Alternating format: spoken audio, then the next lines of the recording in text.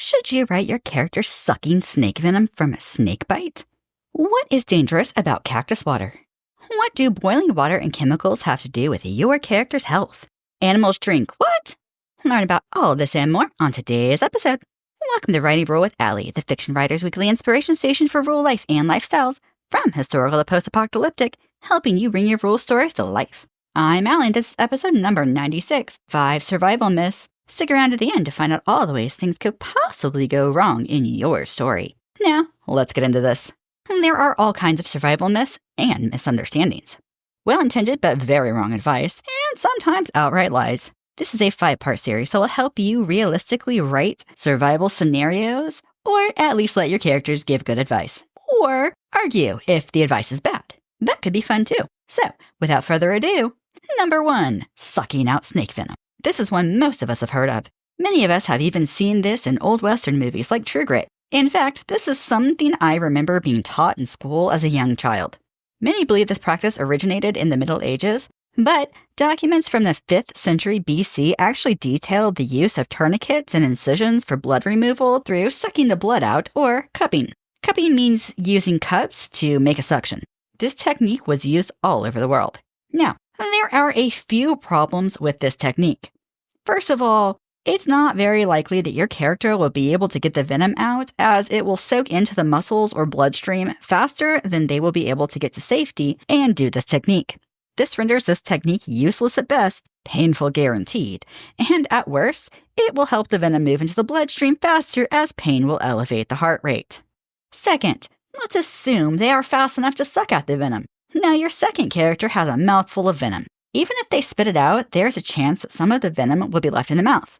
This can easily be swallowed by accident or even absorbed under the tongue, like some medications are. The last thing that your characters need is a second victim in a survival situation, unless the aim is to kill them off. Now, something interesting I found out during my research for this episode is that most rattlesnake bites are not fatal, with less than 1 in every 600 resulting in death. This could be because rattlesnakes control the amount of venom they inject and can even dry bite. A dry bite is a bite that has no venom.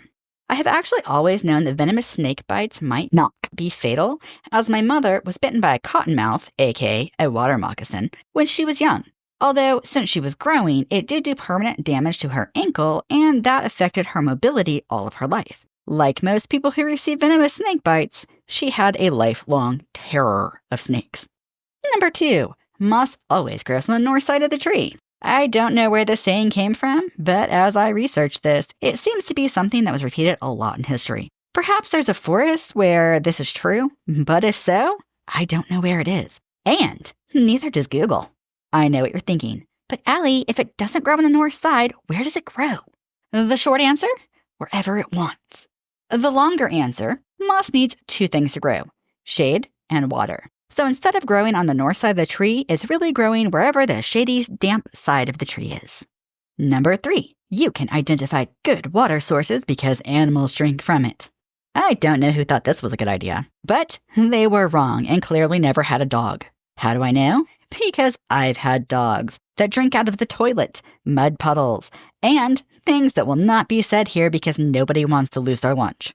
I'm under the impression that animals have a better or at least different type of immune system than humans, in the same way that we are told to never drink tap water in some countries, but the locals drink it because their immune systems have learned to tolerate it.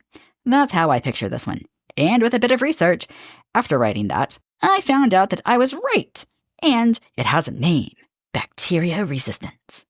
Number 4, drinking cactus water. This one is a newer saying to me, but it seems to run rampant online and in some survival and apocalypse type shows.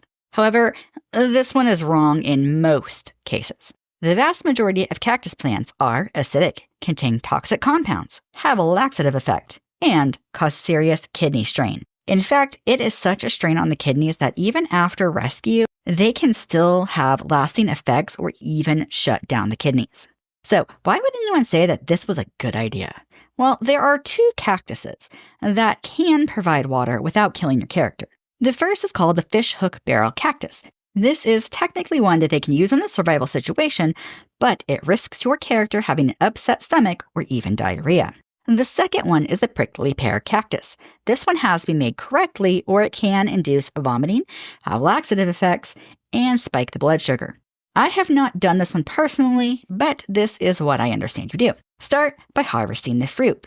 Watch out for the spines. This type has big spines and little spines. Get rid of the spines by fire or boiling them.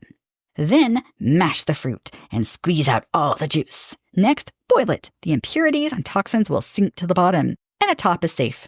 Now, even with all that, drinking too much can cause the blood sugar to spike, upset stomach, and diarrhea. Also, I have a story about my run-in with a cactus as a kid. I'll place this on my Buy Me a Coffee page if you want to hear more about my giant oops that led me to have cactus spines between my fingers. Ouch! Number 5. Boiling water always makes it safe.